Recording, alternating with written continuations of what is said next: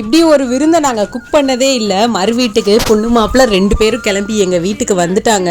கடைசியில் பார்த்தீங்கன்னா மாப்பிள்ளை வெஜ் அப்படின்றனால மாப்பிள்ளைக்கு வெஜ்ஜு விருந்தாயிடுச்சு. நாங்கள் நான்வெஜ் சாப்பிடாம இருக்க முடியுமா? ஸோ எங்களுக்காக தேங்காய் பால் சாதம், சிக்கன் 65, மட்டன் கிரேவின்னு சொல்லி எங்களுக்காக மட்டும் பண்ணிக்கிட்டோம். பட் மாப்பிள்ளைக்கு கம்ப்ளீட்டாக வெஜ்ஜு, வெறும் ரசம், தேங்காய் பால் சாதம், பட்டர் பீன்ஸ் கூட்டு, சேப்பங்கிழங்கு பொரியல்னு சொல்லிட்டு இந்த மாதிரி லிஸ்ட்டாக போயிட்டு இருந்துச்சு. நாங்களே மாப்பிள்ளைகிட்ட சொல்லிட்டு இருந்தோம், அதாவது எங்கள் அண்ணாட்ட சொல்லிட்டு இருந்தோம், அண்ணா நாங்கள் இந்த மாதிரி லைஃப்பில் இப்படி ஒரு விருந்து சமைச்சதே இல்லைண்ணா, வெஜிடேரியன் விருந்து புதுசாக இருக்குது எங்களுக்கு அப்படின்னு சொல்லி அவர் பயங்கரமாக கலாய்ச்சிட்டு இருந்தோம். இருந்தாலும் ஒட்டமொத்த ஃபேமிலியும் உட்காந்து நான்வெஜ்ஜு வெஜ்ஜும் சேர்த்து சாப்பிட்றது அது ஒரு ஜாலியாக தான் இருந்துச்சு. எல்லாத்துக்கும் பரிமாறிக்கிட்டு சாப்பாடு ஒவ்வொன்றும் அவ்வளோ சூப்பராக இருந்துச்சு. எங்கள் அண்ணியார் தான் வந்து ஃபுல்லாத்தையும் குக் பண்ணாங்க. நான் சும்மா அப்படியே எடுபடி வேலையை பார்த்துட்டு ஹாப்பியாக இன்றைக்கி விருந்தையும் முடிச்சுட்டு ஈவினிங் எல்லாரும் கிளம்பி கோயிலுக்கு போனோம். செம்ம ஃபன்னாக இருந்துச்சு. மடப்புறம் காளி கோயிலுக்கு போனது தான் வந்து பயங்கர ஹைலைட்டாக இருந்துச்சு. சரி, அதுக்கான வீடியோஸ் வந்துட்டு இருக்கு பின்னாடியே. நீங்கள் அதுக்கு நம்ம சேனலை சப்ஸ்கிரைப் பண்ணிக்கோங்க. பாய்.